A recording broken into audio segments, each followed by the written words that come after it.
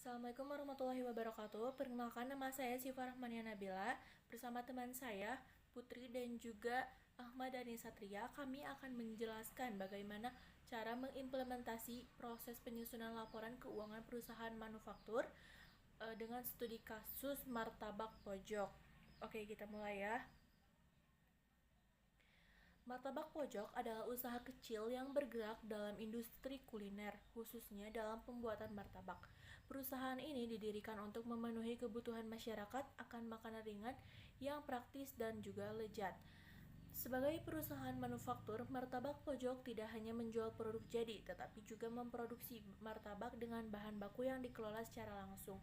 Oleh karena itu, manajemen yang tepat dalam hal keuangan dan pencatatan transaksi menjadi sangat penting untuk kelangsungan usaha.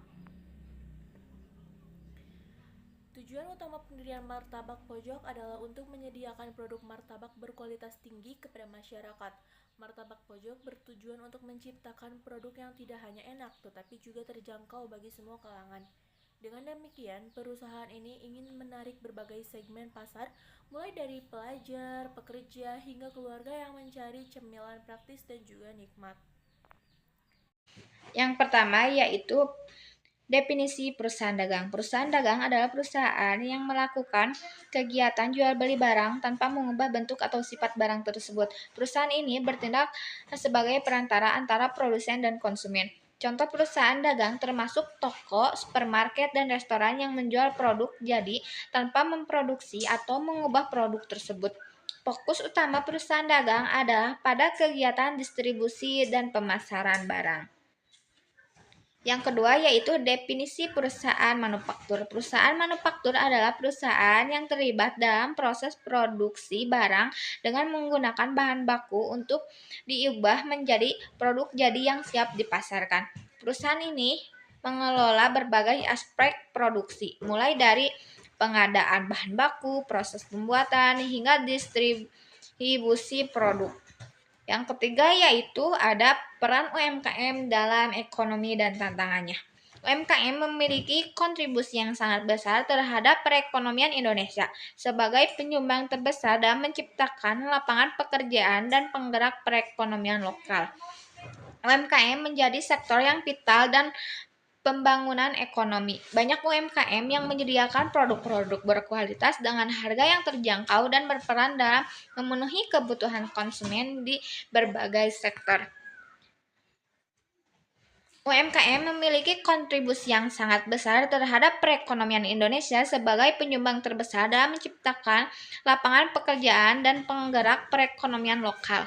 UMKM menjadi sektor yang vital dalam pembangunan ekonomi. Banyak UMKM yang menyediakan produk-produk berkualitas dengan harga yang terjangkau dan berperan dalam memenuhi kebutuhan konsumen di berbagai sektor. Namun UMKM juga dihadapkan pada berbagai tantangan. Salah satunya adalah keterbatasan modal yang sering menghambat kemampuan mereka untuk berkembang. Selain itu, kurangnya pemahaman dalam hal memanajemen keuangan dan pemasaran.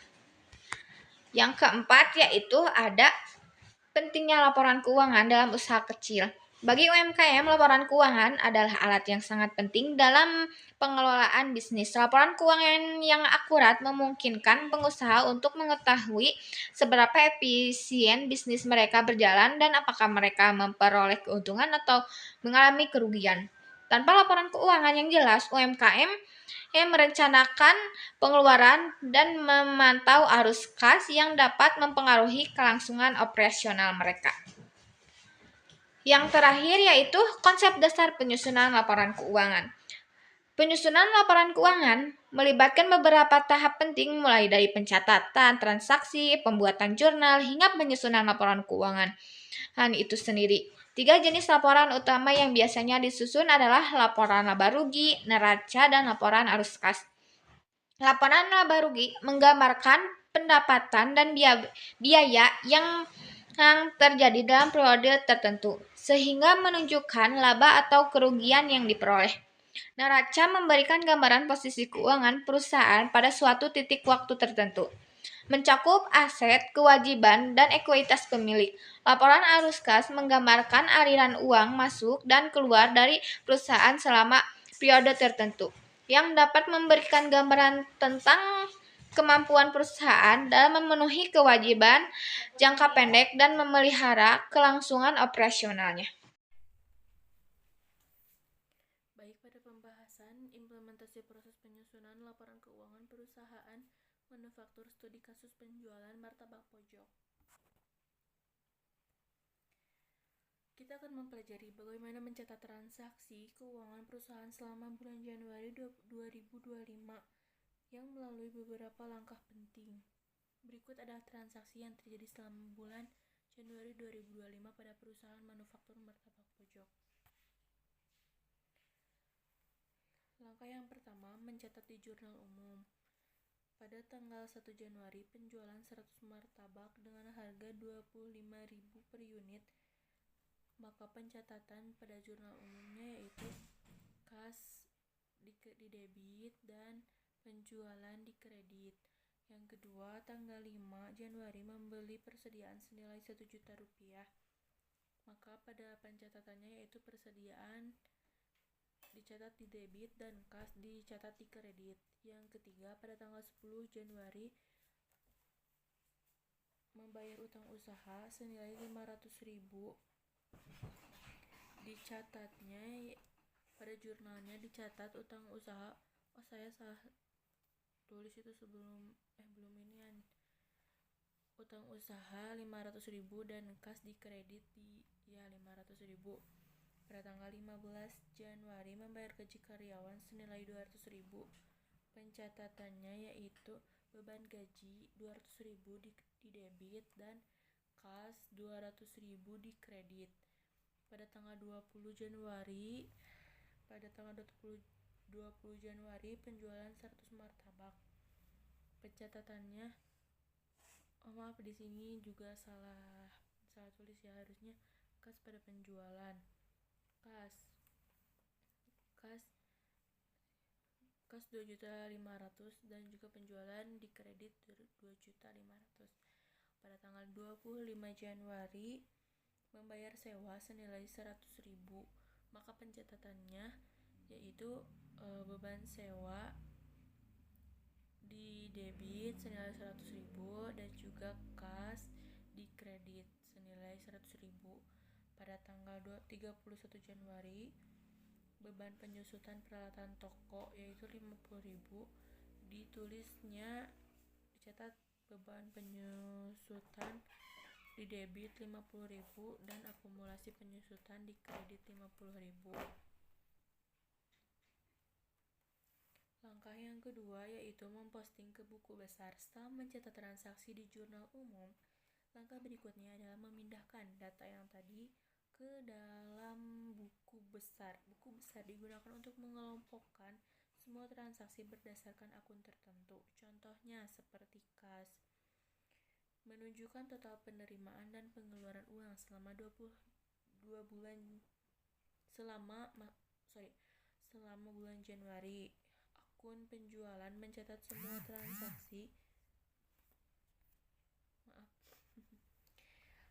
Akun penjualan mencatat semua transaksi penjualan selama bulan tersebut. Langkah 3 yaitu neraca saldo setelah penyesuaian. Setelah semua transaksi dipindahkan ke buku besar, kita buat neraca saldo. Neraca saldo adalah ringkasan saldo akhir dari setiap akun.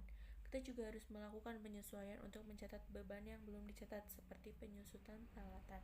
Contohnya, saldo akhir akun kas adalah 3.200.000 setelah mencatat semua transaksi masuk dan keluar. Saldo akhir penjualan adalah 5 juta yang berasal dari total penjualan martabak. Berikutnya yaitu ada laporan laba rugi. Akun penjualan dengan jumlah 5 juta rupiah, beban pokok penjualan dengan jumlah 0 rupiah, laba kotor dengan jumlah 5 juta rupiah, beban gaji dengan 200.000 rupiah, beban penyusutan dengan jumlah 50.000 rupiah, beban sewa dengan jumlah 100.000 rupiah, laba bersih dengan Rp4.650.000. Selanjutnya yaitu ada neraca saldo setelah penyesuaian dengan akun kas. Kita masukkan sejumlah Rp3.200.000 ke debit. Terus piutang usaha dengan jumlah Rp2.500.000 kita masukkan juga ke debit. Persediaan dengan jumlah Rp1.000.000 kita masukkan juga ke debit. Asuransi dibayar di muka sejumlah Rp0. Perlengkapan toko sejumlah Rp0. Akumulasi penyusutan dengan jumlah Rp50.000 kita masukkan ke kredit.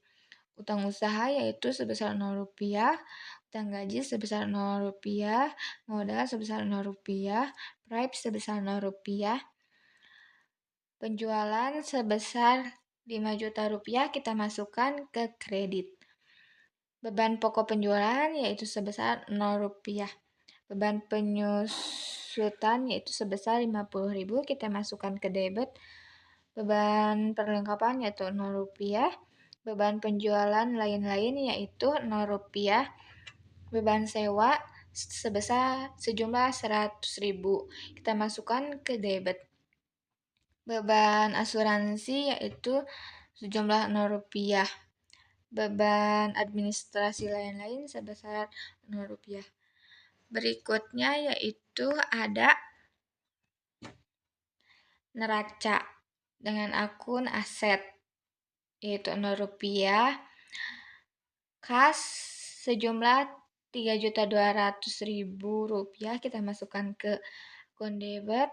Piutang usaha sejumlah Rp2.500.000 kita masukkan juga ke debit. Persediaan sejumlah Rp1.000.000 kita masukkan juga ke debit.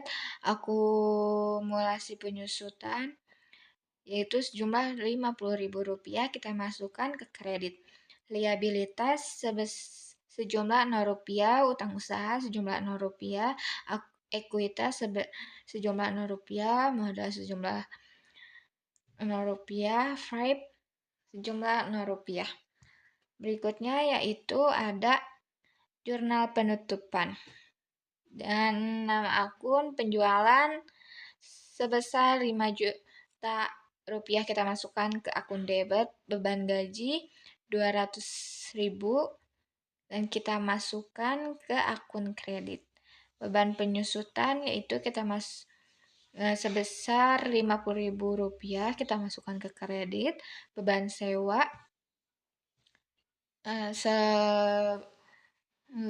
sebesar Rp100.000.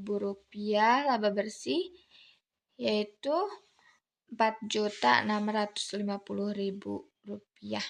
Selanjutnya juga ada neraca saldo setelah penutupan dengan nama akun kas sebesar Rp3.200.000 kita masukkan ke debit. Piutang usaha sebesar Rp2.500.000 kita masukkan juga ke debit. Persediaan sebesar Rp1.000.000 kita masukkan ke debit. Akumulasi penyusutan sebesar Rp50.000 kita masukkan ke kredit.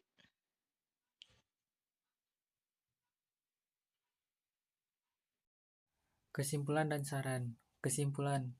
Penyusunan laporan keuangan yang baik dan penggunaan sistem akuntansi yang tepat sangat penting bagi perusahaan manufaktur seperti Martabak Pojok. Dengan menerapkan metode virtual dalam pencatatan transaksi dan pengelolaan stok, perusahaan dapat lebih efisiensi dalam menjalankan operasional dan menghindari kerugian yang tidak perlu. Laporan keuangan yang akurat juga membantu Martabak Pojok dalam mengambil keputusan bisnis yang tepat dan memperbaiki kinerja keuangan mereka. Saran. Diharapkan Martabak Pojok dapat lebih memperhatikan pengelolaan laporan keuangan dan terus mengembangkan sistem akuntansi yang lebih efisien. Perusahaan juga disarankan untuk melakukan pelatihan bagi staf mengenai pentingnya pencatatan transaksi yang baik dan pemahaman tentang laporan keuangan. Dengan demikian, martabak pojok akan memiliki dasar yang kuat untuk tumbuh dan berkembang dalam industri kuliner.